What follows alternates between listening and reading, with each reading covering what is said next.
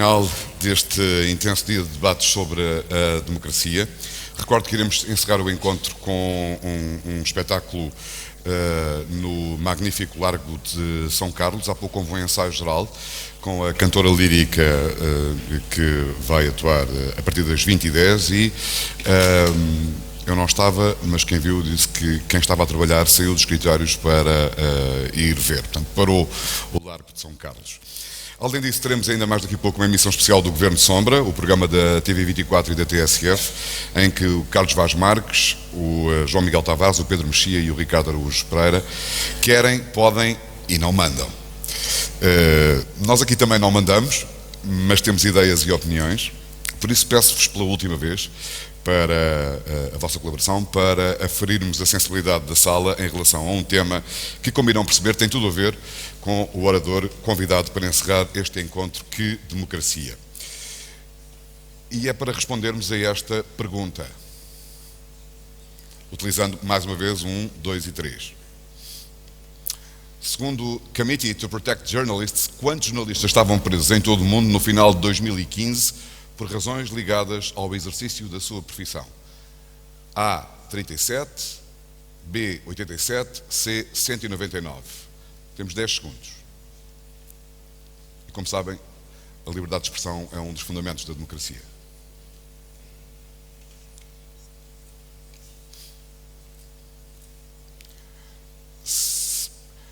Confirma-se a sensibilidade da sala em relação à verdade, que é aquela barra verde é que corresponde à resposta correta e também aquela em que votou mais pessoas aqui presentes, 64%.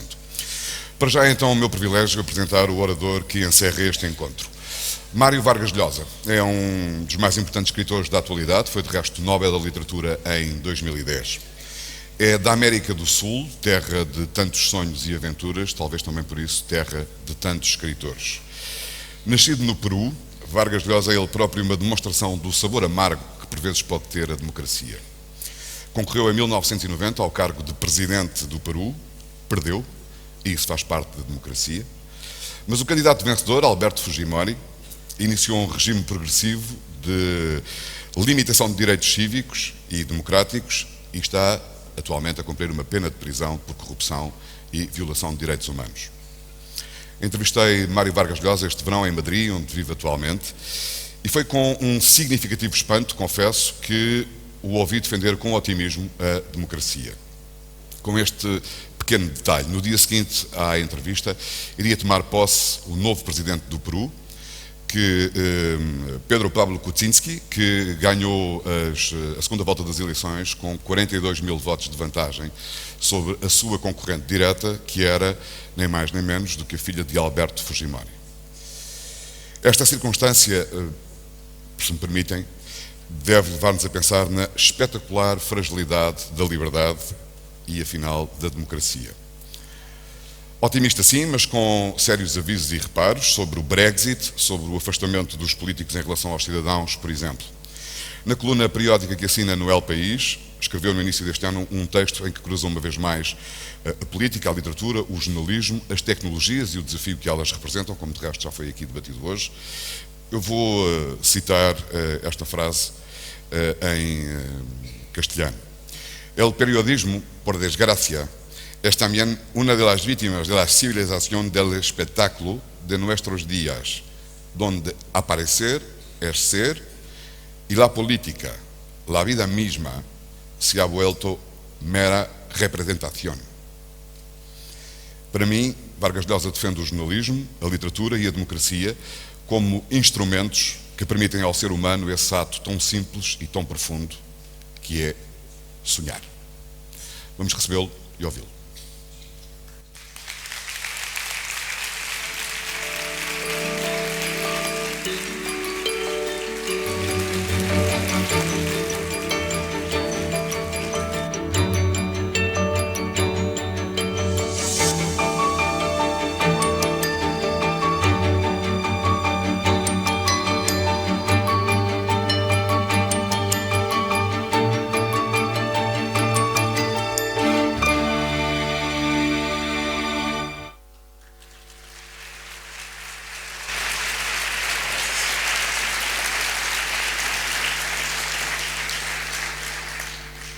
Señoras, señores, buenas tardes.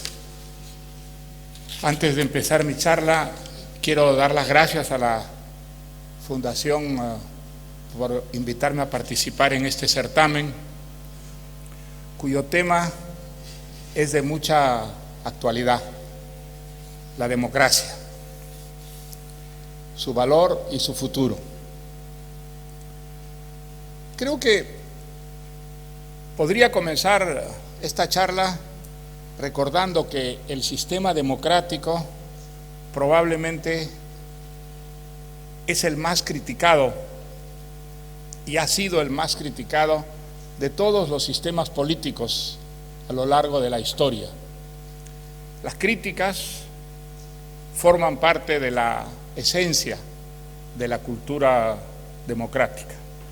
La democracia no solo no las prohíbe, sino que las estimula y en buena forma se alimenta de ellas. Pese a ser tan criticado, el sistema democrático goza de muy buena salud, tanto que todos los sistemas que la han combatido y aspiraban a reemplazarla han ido desapareciendo unos tras otros. El fascismo, el nazismo y el enemigo más serio y respetable que ha tenido, el comunismo, también ha desaparecido o casi. ¿Por qué el sistema democrático ha sobrevivido a todas estas amenazas que la han acompañado a lo largo de su historia? Tal vez porque ningún sistema ha contribuido tanto a disminuir la violencia en las relaciones humanas como la democracia.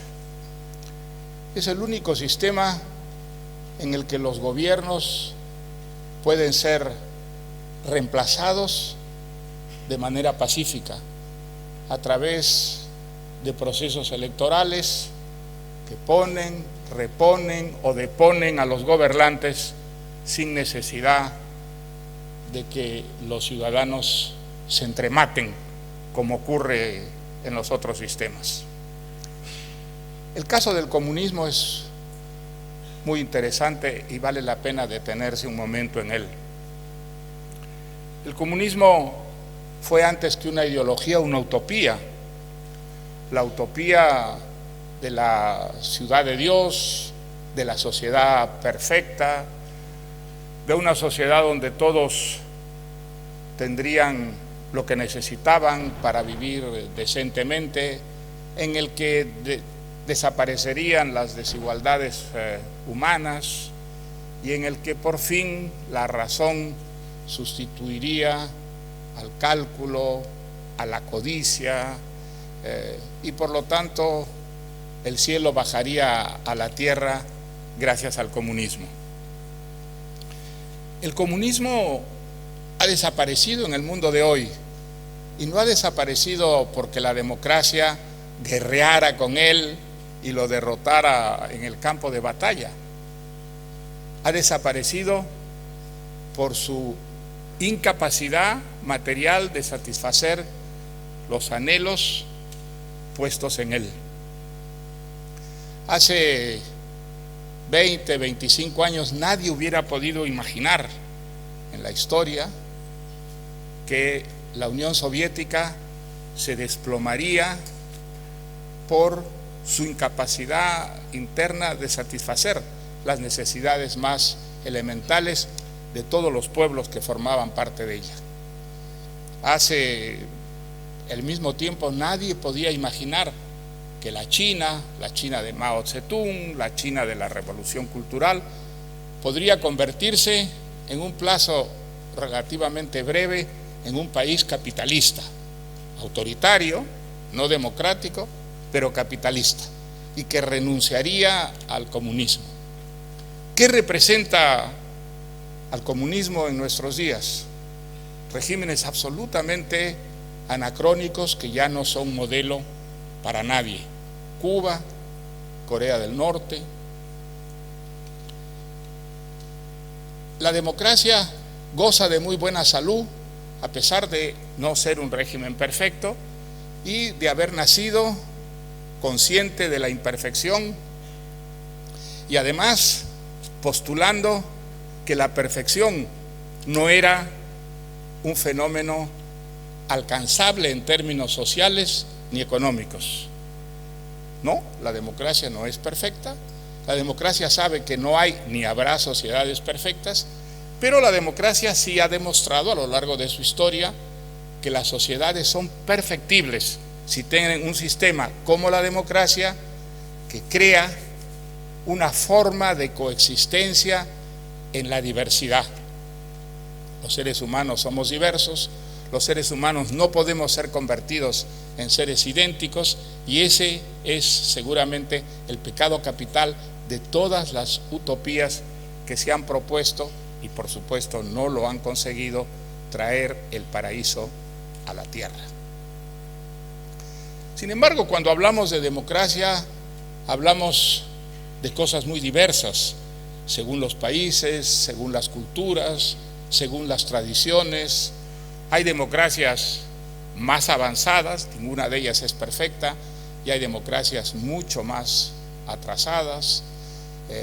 El hecho de que los gobiernos se renueven a través de las elecciones no basta para que una democracia se haya graduado y alcanzado, digamos, la máxima potencia de sus dones o aptitudes. Hay democracias que son sumamente imperfectas, hay otras que son menos imperfectas que las demás, y por eso cuando hablamos de la democracia estamos metiendo en un mismo saco cosas muy diversas. Cuando las democracias alcanzan un grado de imperfección más bien mínimo, están protegidas y solo pueden ir para mejor. No, las democracias pueden retroceder, las democracias pueden ceder a la demagogia, que es uno de los grandes peligros y enemigos internos de la democracia, y a veces los países más avanzados pueden de pronto sucumbir a la demagogia y retroceder en el campo de la cultura democrática. En la conferencia de prensa que tuve esta mañana yo citaba el caso de Gran Bretaña, un país que yo admiro mucho y donde yo viví muchos años.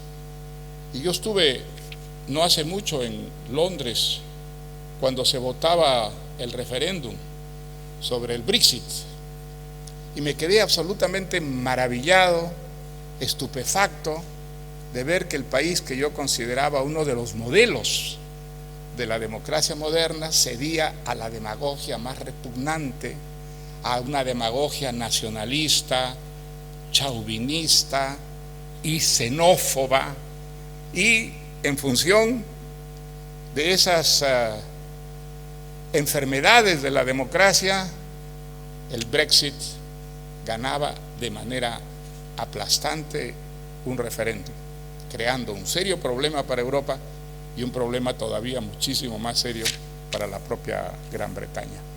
O sea que las democracias están siempre bajo amenaza de retroceso o degradación. ¿Cuáles son los grandes enemigos de la democracia en nuestro tiempo? Yo creo que el enemigo principal ya no es el comunismo, ya no son las utopías sociales. El enemigo probablemente principal de la democracia en nuestro tiempo es la corrupción. La corrupción ha hecho verdaderos estragos en el sistema democrático, en las democracias del primer mundo y también, por supuesto, en las democracias del tercer mundo. ¿Por qué la corrupción es esa gangrena que va socavando internamente el sistema que ha traído los mayores progresos a la sociedad humana? Porque nada desencanta a una sociedad como el ver que el poder sirve para enriquecerse transgrediendo la ley y que no hay un castigo adecuado a esas transgresiones que sirven a quienes están en el poder, directa o indirectamente, para enriquecerse ilegítimamente. El problema de la corrupción en la democracia afecta a países del primer mundo y afecta, desde luego, y quizás sobre todo, a países del tercer mundo.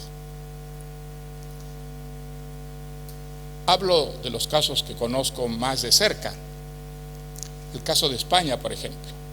España era la historia feliz de los tiempos modernos. La caída de la dictadura franquista, una dictadura de 40 años, abrió España a una transformación que fue integral y que el mundo entero observó con admiración, como un ejemplo. En poco tiempo España pasó de ser de una dictadura a una democracia moderna, de ser un país ensimismado, cerrado sobre sí mismo, a abrirse, a integrarse a Europa. Pasó de ser un país con una economía cerrada sobre sí misma a una economía abierta, integrada a los mercados del mundo, y empezó a vivir y a practicar la democracia como si tuviera una larga experiencia en esos gajes. El país creció extraordinariamente y los españoles, que 40 años atrás se habían entrematado de manera absolutamente feroz por razones ideológicas, parecían haber aprendido a convivir de manera pacífica dentro de los parámetros de la cultura democrática. ¿Por qué esa historia feliz se ha ido deteriorando, degradando en los últimos años? ¿Por qué han surgido de pronto cuestionadores internos de esa democracia que ha traído tan extraordinarios beneficios a la sociedad española? Por los casos de corrupción. Casos de corrupción que han afectado casi por igual a los dos grandes partidos responsables de esa coexistencia pacífica en la diversidad, que eran los partidos constitucionalistas y nacionales, el Partido Popular y el Partido Socialista. Ambos han sido afectados por la gangrena de la corrupción y eso ha traído un desencanto muy grande, principalmente entre los jóvenes, que ha llevado a buena parte de la sociedad a desentenderse de la política y apartarse de ella como de algo despreciable y peligroso. Eso ha hecho que broten fenómenos en España de cuestionadores, ya no de los gobiernos, sino del sistema, y que pretendan cambiar de raíz el sistema, retrocediéndonos una vez más a las utopías colectivistas y estatistas. Ideologías que parecían absolutamente erradicadas de la vida política española están de vuelta, están presentes. No creo que amenacen en un periodo relativamente corto la estabilidad de las instituciones en España, pero el peligro está ahí y la demostración de que una democracia puede deteriorarse profundamente por culpa de la corrupción es un hecho desgraciadamente muy visible en la historia moderna de España. Quisiera citar otro caso realmente trágico en América Latina, que es el caso de Venezuela. Venezuela padeció muchas dictaduras en el pasado y los venezolanos con gran coraje se enfrentaron a ella y finalmente durante 40 años Venezuela tuvo una democracia que parecía funcionar y efectivamente funcionaba la coexistencia en la diversidad política, se sucedían los gobiernos a través de elecciones que reponían o deponían a los gobiernos existentes, pero lo que lastraba profundamente a esta democracia era la corrupción. Y el fenómeno de Chávez es un fenómeno que nadie se explicaría si no hubiera sido por el desencanto que produjo en largos sectores de la sociedad venezolana la corrupción que se advertía en las clases dirigentes. El fenómeno Chávez, ya saben ustedes lo que ha significado. Esa sí fue en América Latina una amenaza muy seria para el sistema democrático, para la cultura de la libertad. Chávez pretendía resucitar el mito socialista, creando una variedad que sí sería capaz de superar todas las equivocaciones, las metidas de pata, los estigmas del socialismo tradicional. Con él, el socialismo del siglo XXI iba a cambiar la historia. Y mucha gente en América Latina, y mucha gente joven, se compró esta utopía, y ya ven ustedes en qué ha terminado esta utopía en Venezuela. Un país potencialmente rico, riquísimo, es hoy día un país miserable, donde la gente literalmente se muere de hambre, sin luz, sin comida, sin energía. Un país que de la civilización ha pasado a la barbarie, del encono, de la represión, de la violencia. Un país que parece a punto de desplomarse verdaderamente, hasta convertirse en una sociedad completamente primitiva. La explicación de todo eso, la explicación inicial, es el enorme desencanto de grandes sectores venezolanos por culpa de la corrupción. Hemos vivido un fenómeno muy reciente, en el caso de América Latina, en Brasil. Brasil, el país que siempre parecía estar despegando para convertirse en un país del primer mundo, pero nunca lo conseguía. Era una democracia que parecía ir en la buena dirección. Habían dejado atrás los golpes militares, los gobiernos se sucedían a través de elecciones más o menos legítimas, y de pronto todo eso ha dejado de ocurrir. El país ha quedado paralizado con un movimiento popular. ¿Un movimiento contra qué? No contra la democracia, como se ha dicho muy equivocadamente, contra la corrupción, que ha paralizado y degenerado una democracia que parecía funcionar. Ese movimiento es un movimiento muy interesante, no es un movimiento que persigue la utopía, que persigue una sociedad estatista, colectivista. Es un movimiento que persigue regenerar una democracia profundamente corrompida por prácticas ilegales a través de las cuales se han enriquecido generaciones de políticos brasileños. Creo que el caso de América Latina es un caso muy interesante, en el que la dura experiencia de los fracasos sistemáticos han llevado a grandes sectores de la sociedad latinoamericana a aceptar, o con entusiasmo o con resignación, la democracia, y en todo caso a comprender que no hay ningún sistema capaz de luchar más eficazmente contra el subdesarrollo y crear formas de vida más decentes y legítimas entre los ciudadanos que la democracia.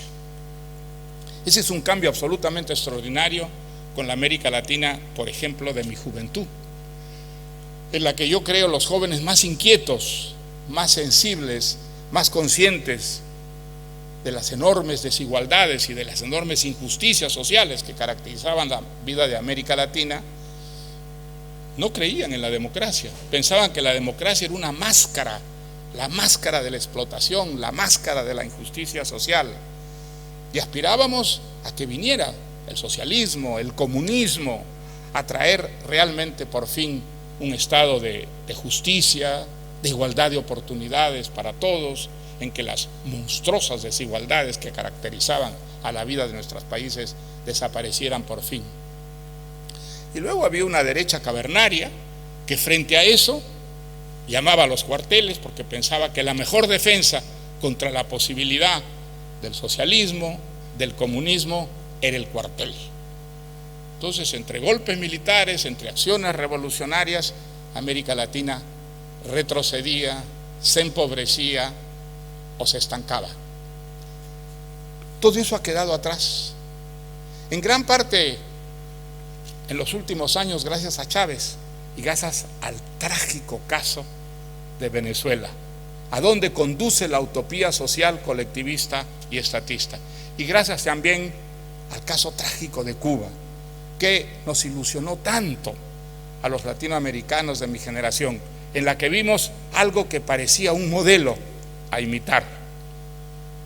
Pues ahí está Cuba, convertida en una dictadura 54 años después, 3 generaciones sometidas a unos sacrificios terribles, y el país, en lugar de despegar, retrocede y retrocede, y ya no es un modelo para nadie como lo fue en la década del 60, por ejemplo, donde Cuba parecía el ejemplo que debíamos imitar si queríamos alcanzar la sociedad perfecta. Bueno, pues desaparecidos esos modelos, América Latina, desde hace ya algunos años, vive gobiernos democráticos, democracias muy imperfectas, algunas más corruptas que otras, algunas menos corruptas, pero los latinoamericanos hemos aprendido, por lo menos en los últimos años, que las utopías son peligrosas, que las utopías, en lugar de traer el paraíso a la tierra, crean infiernos, y que la sangre, la represión y la pobreza son inevitablemente el resultado de querer practicar las utopías. Y entonces ahora tenemos una América Latina de gobiernos democráticos, de una coexistencia en la diversidad, pero sociedades profundamente amenazadas por la corrupción. Y la corrupción en América Latina tiene una razón de ser, que es el narcotráfico. Yo fui candidato a la presidencia en mi país y recuerdo que nosotros trabajamos muchísimo en el programa. Pensábamos muy ingenuamente que el programa era lo definitivo para ganar una elección.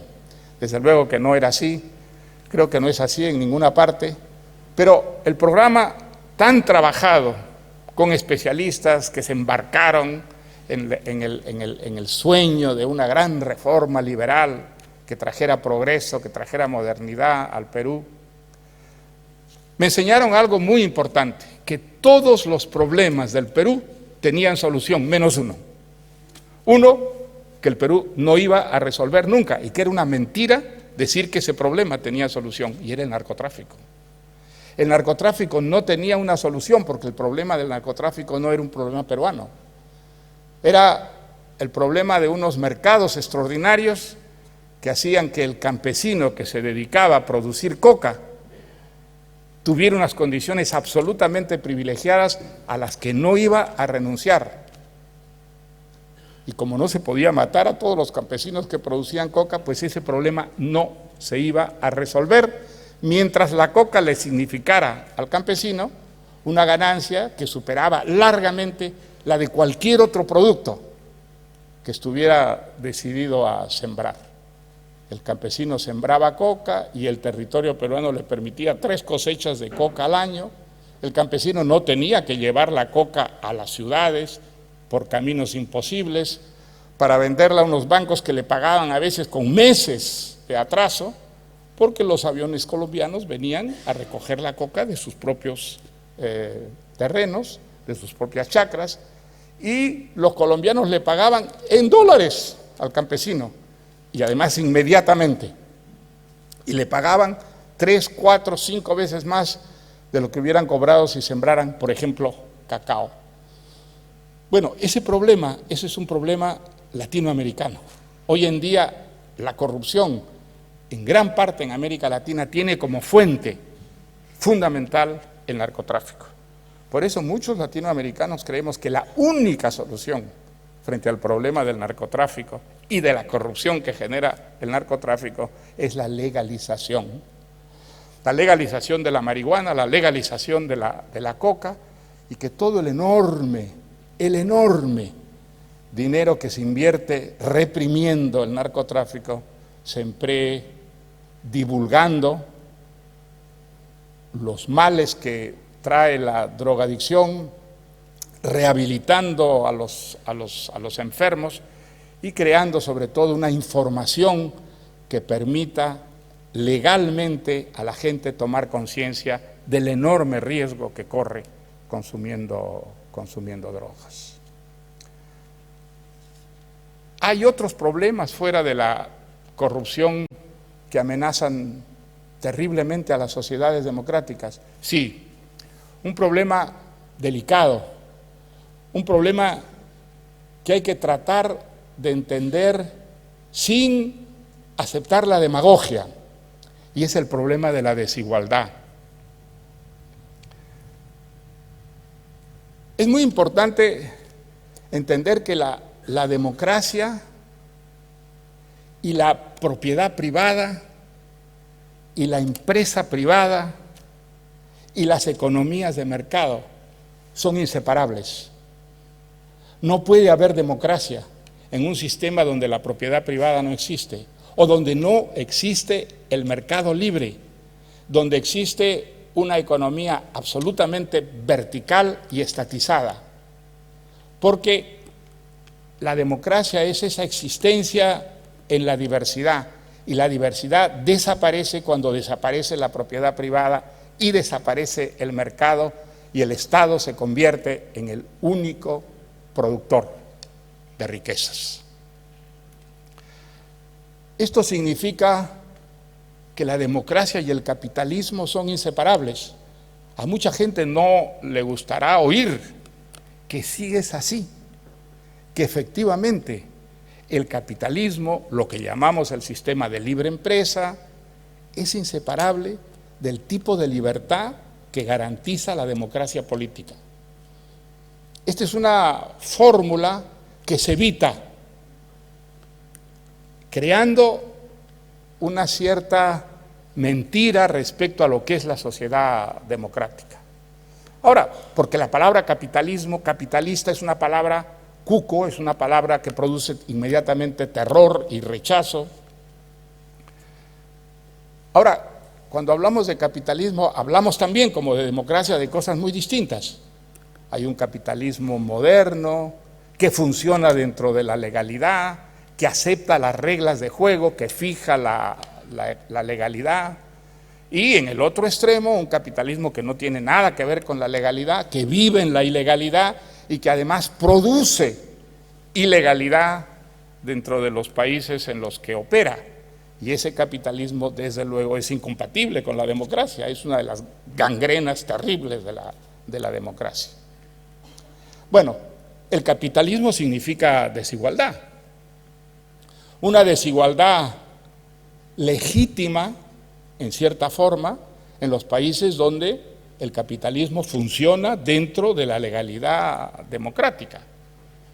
Allí, un empresario exitoso puede vivir muchísimo mejor, desde luego, que un empresario que no es exitoso, que fracasa, que quiebra, al que el mercado pone al margen. Y eso crea unas desigualdades en los países democráticos que a veces representan formas de injusticia intolerables para sectores muy amplios de la población. ¿Cuál es el límite?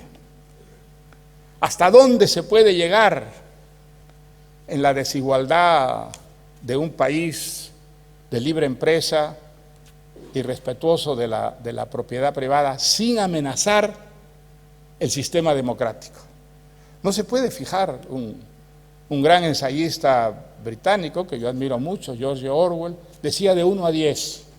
Eso es lo que permite una sociedad democrática que no quiera deshumanizarse, que las diferencias económicas entre los que tienen más y los que tienen menos sea de 1 a 10. O sea, ya 11, 12, ya la democracia comienza a corroerse porque el grueso de la población empieza a sentir que ese sistema no es justo, que ese sistema es injusto. Pues yo no creo que se puede establecer esa numeración con esa precisión.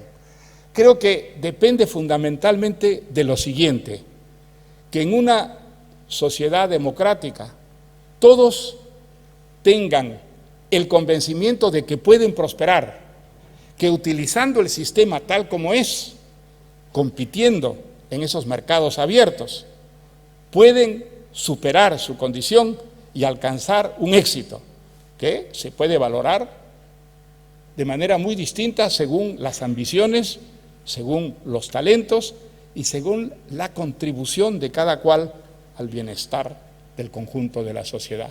Mientras esa ilusión existe, mientras en una sociedad el grueso de la población piensa que puede prosperar y que el sistema funciona premiando al que contribuye mejor al bienestar del conjunto de la sociedad y castigando al que fracasa en ese empeño.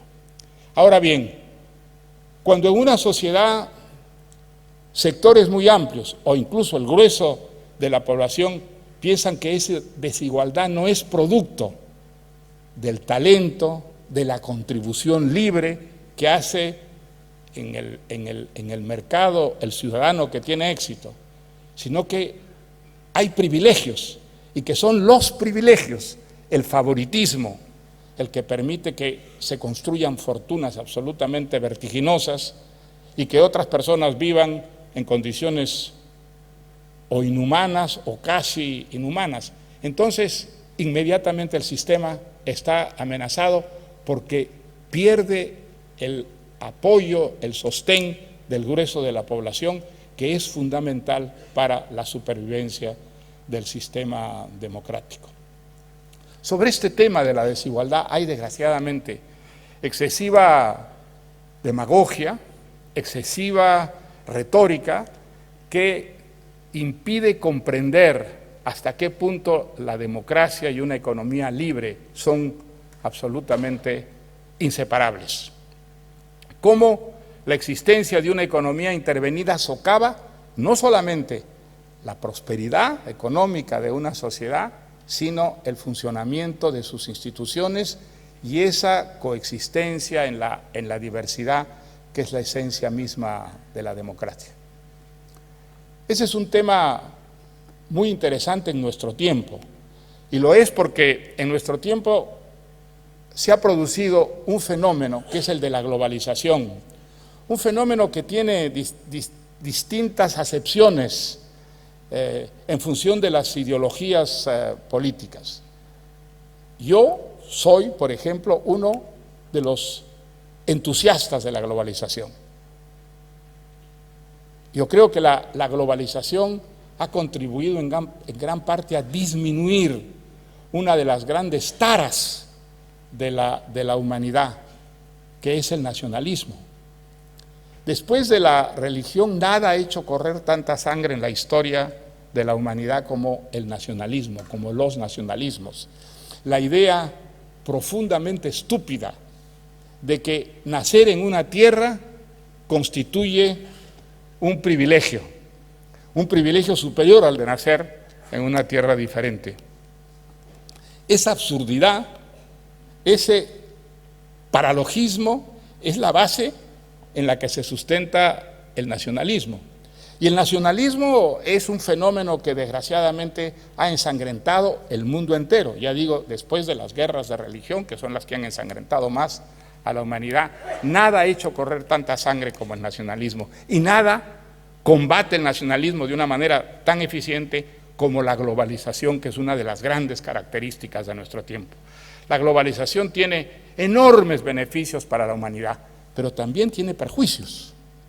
Por ejemplo, permite que las empresas más eficientes y modernas hagan unos beneficios realmente cuantiosos, con los cuales el problema de la desigualdad crece de una manera vertiginosa y sin precedentes. Eso ha hecho que el nacionalismo, que parecía después de la catástrofe de las 2 guerras mundiales causadas por el nacionalismo desaparecido, haya resucitado y empiece a sacar la cabeza, incluso en los países europeos, los más afectados, ensangrentados, traumatizados por las guerras, resultado del nacionalismo. Pero la globalización es un fenómeno muy importante, y cuando uno hace las sumas y las restas, los beneficios son enormemente superiores a los perjuicios. Y por eso es que yo creo que la construcción europea, con todos los defectos que pueda tener y todos los defectos que se le puedan señalar, es una de las creaciones más ambiciosas y efectivas dentro de la cultura democrática. Y por eso creo que el Brexit ha sido una equivocación fundamental de, bueno, en cierta forma, los fundadores de la democracia moderna, como eran los británicos. ¿Cuáles son las perspectivas de la democracia? En el horizonte no hay ningún sistema, como era el caso del comunismo, como fue el caso del fascismo y del nazismo, que constituya una amenaza. No hay amenaza exterior para la democracia. Los ejemplos de los países no democráticos son tan pobres, tan miserables, que difícilmente pueden volver a crear la utopía colectivista, estatista que vivimos en el pasado. Sin embargo, ustedes me dirán, ¿y qué pasa con el terrorismo?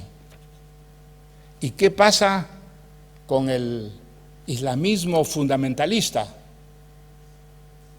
que nos hace vivir en el terror, ahora donde estemos? Porque las bombas de los fanáticos islamistas y fundamentalistas estallan por doquier, y como son poderosos y tienen muchos fanáticos que los respaldan y están dispuestos a sacrificarse ellos mismos, matando y destruyendo a su alrededor, eso los convierte en un poderosísimo enemigo de la democracia. No hay tal cosa. El islamismo fundamentalista es una forma de anacronismo tal, representa tal negación de la modernidad, es un intento tan absolutamente absurdo e irreal de regresar a la Edad Media, que nunca va a triunfar, nunca va a derrotar a la democracia. Ahora sí, nos va a hacer vivir en la zozobra, porque efectivamente los fanáticos pueden causar, aunque no ganen una guerra, enormes destrucciones a su alrededor. Efectivamente, esa va a ser, desgraciadamente, la condición de las democracias más avanzadas, es decir, de los países más libres, más prósperos y más justos o menos injustos de la tierra, que son los países democráticos. El islamismo fundamentalista ve en la democracia el enemigo principal y desde luego no se equivoca. Lo que representa la democracia es la negación del islamismo fundamentalista. Representa los derechos humanos que el islamismo pisotea, representa la liberación de la mujer, que es para el fundamentalismo islámico un objeto, es un ser que carece de derechos como ocurre en la democracia. Desde luego que la democracia es el enemigo fundamental del islamismo, pero el islamismo no es capaz de crear una utopía, el islamismo no es capaz de reemplazar al comunismo con la idea de la sociedad perfecta. El islamismo es un retroceso tan absolutamente garrafal que está destinado a la corta o a la larga, probablemente sea más a la larga que a la corta, a desaparecer y extinguirse. En todo caso, no es un enemigo para la democracia, siempre y cuando la democracia no esté dispuesta a suicidarse para enfrentar más eficazmente al peligro del terrorismo, de los asesinatos, de los secuestros, porque eso puede ocurrir.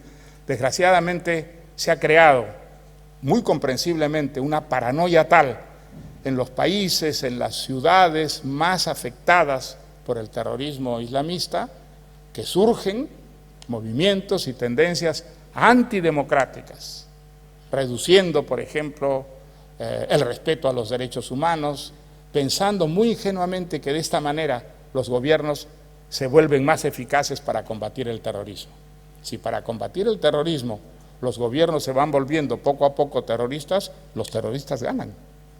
No es la democracia la que gana, son los terroristas los que ganan. Entonces, defender los derechos democráticos, que son los derechos que han creado las sociedades menos imperfectas, las menos injustas del planeta, es absolutamente fundamental para poder combatir precisamente de manera más eficaz el terrorismo que acompaña al islamismo. Creo que otro de los grandes problemas que tiene la democracia en nuestro tiempo es la complacencia, esa especie de indiferencia que sobre todo ha cundido entre los jóvenes de las sociedades democráticas. Los jóvenes ven la política con indiferencia o peor, con desprecio, como una actividad que es más bien menuda e incluso vil. Y entonces apartan los ojos de la vida política, desprecian a los políticos y se concentran en actividades más efectivas, más lucrativas, en las que pueden verdaderamente obtener un tipo de beneficios materiales o satisfacciones profesionales mayores. Ese es un gran peligro, porque la democracia, esa coexistencia en la diversidad, exige participación. Si no hay participación, algo fundamental falla en un sistema democrático, que es esa vigilancia que ejercen los ciudadanos, no solamente sobre el poder político, sino sobre todos los poderes y sobre todas las instituciones.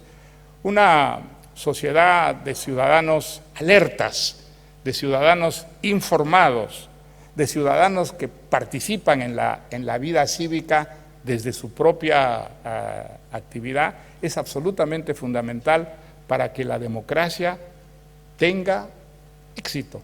Es decir, para que la democracia haga prosperar a una sociedad. Y prosperar no solo en el sentido económico, sino también en el sentido institucional, que haya más justicia, que cada vez más personas tengan acceso a la prensa, que cada vez más personas tengan esas oportunidades que permiten mejorar la condición. Para todo eso se exige, se necesita indispensablemente una participación activa del ciudadano en la vida cívica.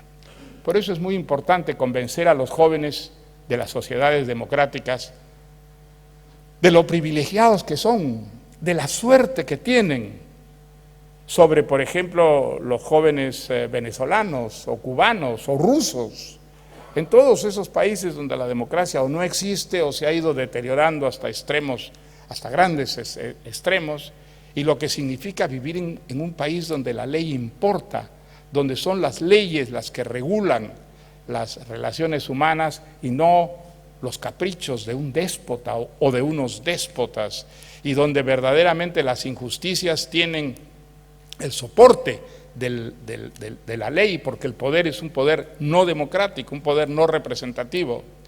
Y es muy importante convencer a esos jóvenes de que participen en la vida cívica, que la vida cívica no significa simplemente corrupción, escándalos, no, que a través de la vida cívica, a través de la legalidad, se pueden obtener grandes victorias contra los grandes males que enfrenta la humanidad y que enfrentan todas las sociedades, incluso las más avanzadas de ellas.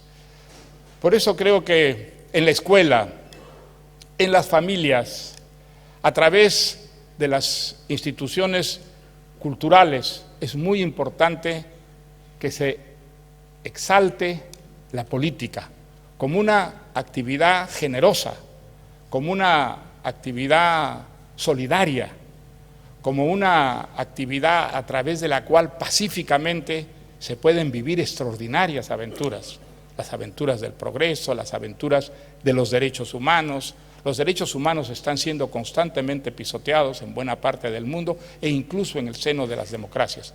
Y luchar contra ese fenómeno, que es un fenómeno profundamente corruptor de la cultura democrática, puede significar una vida plena, una vida rica y un tipo de satisfacción personal muy superior al que proviene exclusivamente del éxito profesional.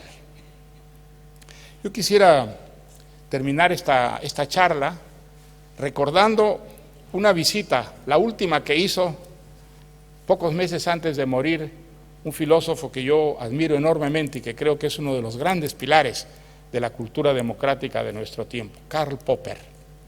Karl Popper fue a España con motivo de un seminario que se organizó en su honor en la Universidad Menéndez y Pelayo de Santander.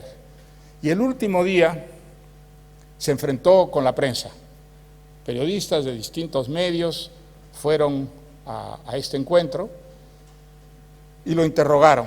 Estaba ya muy viejecito, había sufrido ya el ataque cerebral que lo limitó mucho intelectualmente en los últimos tiempos, había perdido a su mujer, Jenny, que fue una compañera extraordinaria a lo largo de toda su vida, sin la cual, como él mismo declaró, no hubiera escrito nunca La Sociedad Abierta y sus enemigos. Y entonces le hicieron muchas preguntas, pero una de ellas a mí me impresionó mucho. Un periodista que le dijo, pero doctor Popper, en este mundo donde hay esas cosas espantosas que estamos viendo todos los días en los diarios, en la televisión, los asesinatos, las bombas, las enormes injusticias sociales que caracterizan no solo a los países africanos o sudamericanos, sino los países del primer mundo. ¿Cómo puede ser usted un optimista? Y entonces él dijo, usted tiene razón, todo eso ocurre y cosas peores, cosas que no sabemos, que acaso son las peores que ocurren.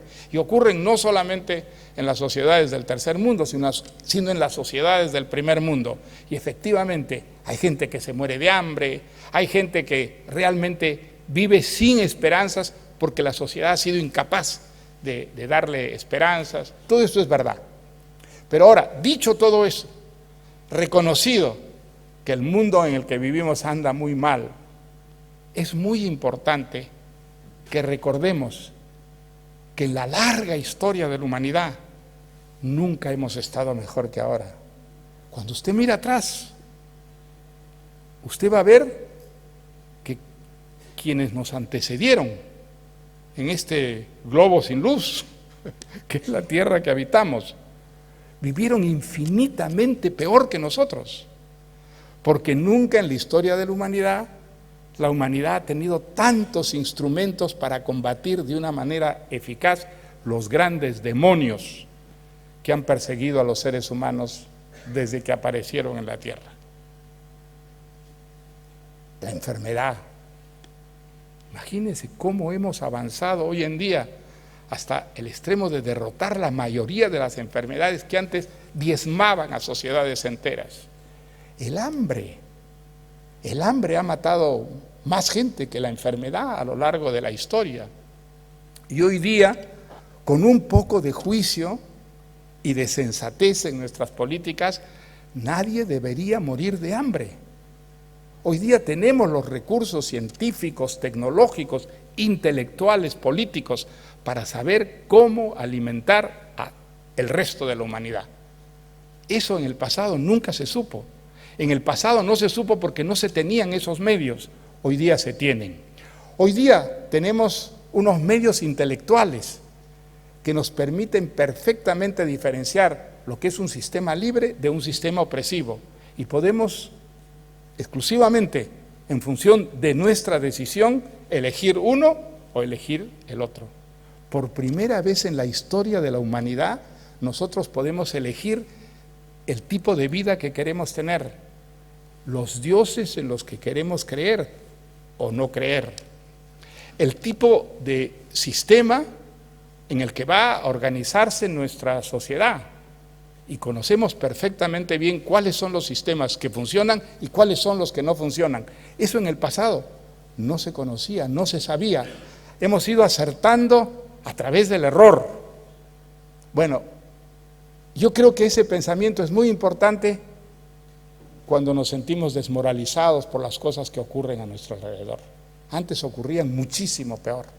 Y hoy en día, en gran parte, depende enteramente de nuestra voluntad, de nuestra elección, que vivamos cada vez peor o que vivamos cada vez mejor. Yo creo que este pensamiento de Karl Popper debe levantarnos la moral cuando, por las noticias que leemos en los periódicos o que escuchamos en la televisión o en la radio, nos sentimos deprimidos y pensamos que el mundo anda muy mal. El mundo anda muy mal, pero por primera vez en la historia depende exclusivamente de nosotros que ande mejor. Muchas gracias.